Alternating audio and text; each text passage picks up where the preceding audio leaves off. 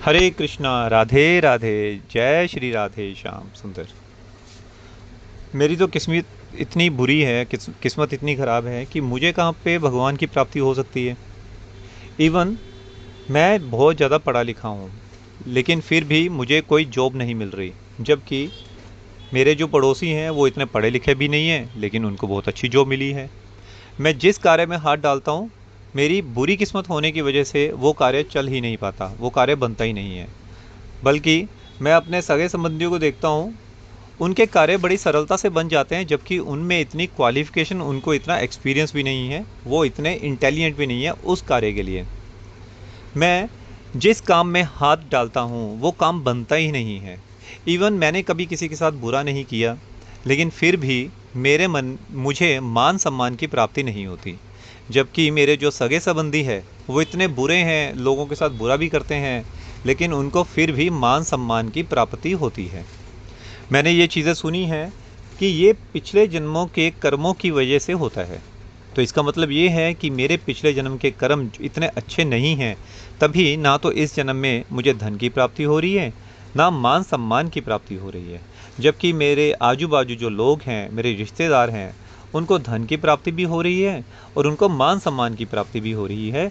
इसका मतलब उनके पिछले जन्म अच्छे हैं।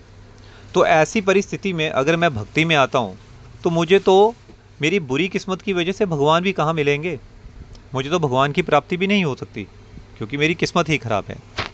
लेकिन यहाँ पे शास्त्र, साधु संत कहते हैं कि भगवान की प्राप्ति के लिए आपको किसी भी कर्म बंधन की आवश्यकता नहीं है। भगवान तो अनंत हैं, अचिंत्य हैं, वो हमारी चिंता से भी परे हैं। वो सर्वथा कर्म बंधन से मुक्त रहते हैं। उनको ना तो कोई कर्म का बंधन बांध सकता है, ना ही कर्मों की वजह से उनको छोड़ा जा सकता है। अर्थात भगवान तो सदैव हमारे ही हैं, उनका बंधन हमारे साथ हमेशा ही रहता है। तो फिर अब इसमें दिक्कत क्या है? दिक्कत ये है कि हम उनको अपना समझते नहीं हैं। मल्लूक पीठ वाले महाराज जी कहते हैं कि जिस दिन हम भगवान को अपना समझना शुरू कर देंगे, भगवान तो हमारे हैं, लेकिन हम उनको भूल के बैठे हैं। जिस दिन हम उनको अपना समझ के बैठ जाएंगे, उनको मानना शुरू कर देंगे कि ये भगवान हमारे अपने हैं, उनके नाम का आश्रय ले लेंगे, तभी से हमारे नए नए कर्म, जो पुराने कर्मों की वजह से नहीं बन रहे हैं, वो एकदम कटने शुरू हो जाएंगे। यहाँ तक कि आपके प्रारब्ध तक बदलने शुरू हो जाएंगे। इसलिए अगर ये सोच है कि मेरे तो कर्म अच्छे नहीं हैं, कोई चीज़ की प्राप्ति नहीं हो रही, लेकिन भगवान की प्राप्ति हो सकती है। एक भगवान की प्राप्ति ही हो सकती है जो किसी कर्म बंधन में नहीं बंधती, जो किसी कर्म बंधन की वजह से नहीं मिलती। अगर आप भगवान के नाम का आश्रय लेते हो और भगवान का निश्चय ही नाम जाप शुरू कर देते हो, तो भगवान तो सरलता से आपको मिल जाते हैं। और भगवान के साथ साथ ये जो वस्तुएं हैं जिनके लिए आपको कर्मों की आवश्यकता पड़ती है, वह स्वतः भगवान के चरणों का आश्रय करके पीछे पीछे भागती हैं। लेकिन साधक क्या करता है? साधक को इतना असीम रस भगवान की भक्ति में मिलना शुरू हो जाता है, फिर वो इन वस्तुओं को अपनाता ही नहीं। वो अपनाता ही नहीं कि मुझे यह धन चाहिए। जब मुझे धन चाहिए था तब मुझे मिल नहीं रहा था, तब मेरे बुरे कर्म इस मार्ग में बाधा बन रहे थे। अब मुझे ये धन नहीं चाहिए, अब मुझे ये मान सम्मान नहीं चाहिए, क्योंकि इसमें कर्म मेरी बाधा बन रहे थे। लेकिन जैसे ही आप नाम जाप का आश्रय लेते हो, तो भगवान तो सरलता से मिल ही जाते हैं। लेकिन ये जो कर्म बंधन, जो माया जगत में चीज़ों को बांध रहा था, नहीं आने दे रहा था, वो सरलता से पीछे पीछे, साधक के पीछे पीछे घूमना शुरू कर देता है, और साधक इसे अपनाता ही नहीं। ये है कर्म बंधन की व्यथा, और ये है इसका चक्र। इसलिए भगवान को प्राप्त करना किसी कर्म बंधन की वजह से प्राप्त नहीं किया जा सकता। भगवान को तो सरलता से प्राप्त किया जा सकता है, सिर्फ नाम का आश्रय लेके। और ये हर प्रकार के बंधनों से मुक्त कर देता है, आपको किसी भी बंधन में रहने नहीं देता। इसलिए जो वस्तु सरलता से उपलब्ध है, उसकी तरफ हमारा ध्यान ही नहीं जाता। लेकिन जिस वस्तु के लिए हमें मेहनत करनी पड़ती है, अपने कर्मों से लड़ना पड़ता है, तो उनके पीछे हम भागे जा रहे हैं। ठीक है। लेकिन जो वस्तु सरलता से उपलब्ध है वो वस्तु है भगवान का नाम, भगवान स्वयं। और उस वस्तु को सरलता से पाने का एक ही उपाय है, कलयुग केवल नाम आधारा, सुमिर सुमिर नर उतर ही पारा। अर्थात कलयुग में सिर्फ नाम का आश्रय करके, भगवान के नाम का आश्रय करके कि मेरा इसके अलावा कुछ भी नहीं है, मेरा इसके बिना चल ही नहीं सकता, सिर्फ एक नाम ही ऐसी वस्तु है जो मेरे समस्त बंधनों को, समस्त कर्मों को, समस्त बुरी किस्मत को काट सकता है। सिर्फ एक ही उपाय, सिर्फ एक ही उपाय। जब ये विश्वास आपके हृदय में हो जाएगा कि नाम के अलावा अन्य कोई रास्ता नहीं है, तो ये जो है भगवान की शीघ्रता से प्राप्ति करवा देगा। और ये समस्त वस्तुएं जो पहले आपको प्राप्त नहीं हो रही थी वो सरलता से आपके पीछे पीछे भागनी शुरू कर देंगी और आप इसको ग्रहण भी नहीं करोगे। ये मेरा दावा है, शास्त्रों का दावा है। साधु संत इसके बारे में बार बार हमें बताते हैं, लेकिन हम इसको अपनाते नहीं, क्योंकि नाम एक ऐसी वस्तु है जो देखने में तो बहुत सरल है, लेकिन इसको अपनाना उतना ही कठिन है। आप किसी व्यक्ति को अगर आप बोलोगे ना, मैं रोज का तुम्हें 30,000, महीने का 30,000 रुपये दूंगा, कि तूने सिर्फ क्या करना है, सिर्फ यहाँ पे बैठ के 8 घंटे सुबह 10 बजे से लेके 5 बजे तक तुम्हें सिर्फ नाम का जाप करना है। आप देखोगे कि उसके लिए भी ये मुश्किल होगा, वो जॉब छोड़ देगा, वो नाम जाप को ग्रहण नहीं कर पाएगा। ये इतना मुश्किल है, लेकिन है बहुत सरल। ये मुश्किल क्यों है? क्योंकि हमारा मन नहीं टिकता, हमारा मन टिकता ही नहीं। कि जन्मों जन्मों से मन जो है, हम मन के आश्रय करके हम जन्मों में, अलग अलग जन्मों में घूम रहे हैं।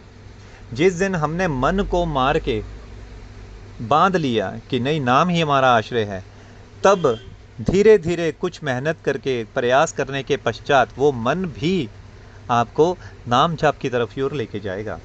पहले पहले मन आपको मना करेगा, नहीं बहुत बोरिंग है, नहीं बैठा नहीं जा रहा, एक आसन में बैठा नहीं जा रहा, अकेले नहीं बैठा जा रहा, नाम जपने में मज़ा ही नहीं आ रहा, मुझे तो गाने सुनने हैं, फिल्म देखनी है। लेकिन ये एक तरह की तपस्या है। जब आप मन में एक तपस्या करने का कारण बांध लोगे कि मुझे ये तपस्या करनी ही है। देखो सतयुग में क्या होता था, वन में जाते थे ऋषि मुनि, एक टांग पे खड़े होके भूखे रह के तपस्या करते थे। सर्दी हो गर्मी हो, उससे अपने शरीर को उसी में छोड़ के, झोंक के तपस्या करते थे।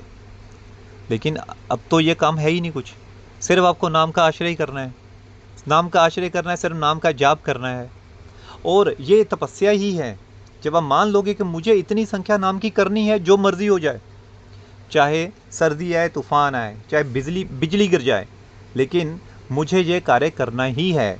जिस प्रकार हम समय पे दुकान खोलते हैं, समय पे स्कूल जाते हैं, कॉलेज जाते हैं, समय पे ही नौकरी पे जाते हैं, तो क्या हम एक समय निश्चित नहीं कर सकते कि मुझे हर समय में, उस निश्चित समय में, हर मुश्किल में वो नाम जाप की निश्चित संख्या करनी है? तो ये भी एक तपस्या है। सबसे सरल है लेकिन सबसे मुश्किल है। लेकिन ये सबसे जो मुश्किल है, जब आप इसको तपस्या का रूप लेके एक समय बांध लोगे कि मुझे हर हालत में ये करना ही है, इसके अलावा मेरा कोई चारा नहीं है, मुझे इसके अलावा कुछ भी नहीं मिलने वाला, सिर्फ यही मेरा सहायता करने वाला एक आश्रय है, तब ये वही मन जो इसको करने में रोक रहा होगा, वही आपका बहुत बड़ा सहायक बन जाएगा। आप एक बार करके तो देखिए, सिर्फ एक बार। पहले मैंने अपने गुरुजनों से सुना है कि पहले 21 दिन जिस साधक ने जो ऐसा कर लिया, उससे आगे वाला समय जो होता है साधक स्वयं ही करना शुरू कर देता है। इसलिए पहले आप समय बांधिए कि मुझे पहले 21 दिन ये संख्या में, एक निश्चित संख्या में, और रोज नाम का जाप करना ही है एक समय में। उसके बाद वही जो समय है 21 दिन से बढ़ा के आप 100 दिन कर दीजिए, अर्थात 3 महीने। फिर वो जो नाम जाप की संख्या बढ़ा के आप 3 महीने से 6 महीने के लिए कर दीजिए, फिर 6 महीने से 1 वर्ष के लिए कर दीजिए।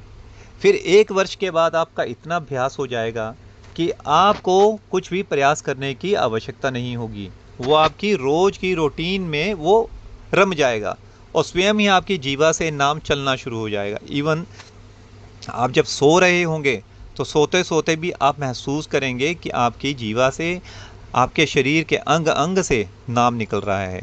इसके अलावा अगर आपके पास कोई सो रहा होगा, आपकी पत्नी या आपके बच्चे, वो भी बताएंगे कि आप तो सो रहे थे लेकिन आपके मुंह से हमें नाम सुन रहा था, ऐसा लग रहा था आप नाम जाप कर रहे हैं। तो आपके शरीर का अंग अंग, क्योंकि भगवान के दिव्य नाम का उच्चारण करने के लिए मुख की आवश्यकता नहीं है, ये तो अंग अंग, क्योंकि भगवान क्या है, एक एक अंश भगवान का है, तो वो भगवान के नाम से कैसे दूर रह सकता है। तो वो तो भगवान के नाम का आश्रय तो लिया हुआ ही है, लेकिन सिर्फ हम मन के द्वारा उसको भूले बैठे हैं। और जैसे ही अपने शरीर को, अपने मन को उसमें लगाते हैं, तुम्हारे शरीर का अंग अंग, रोम रोम भगवान का नाम उच्चारण करना शुरू कर देता है। आप एक बार ये प्रयास करके देखिए, फिर मुझे बताइएगा कि ऐसा नहीं हो रहा है। ये किसी भी हालत में ये कभी फेल नहीं होता है, गारंटी है इसकी।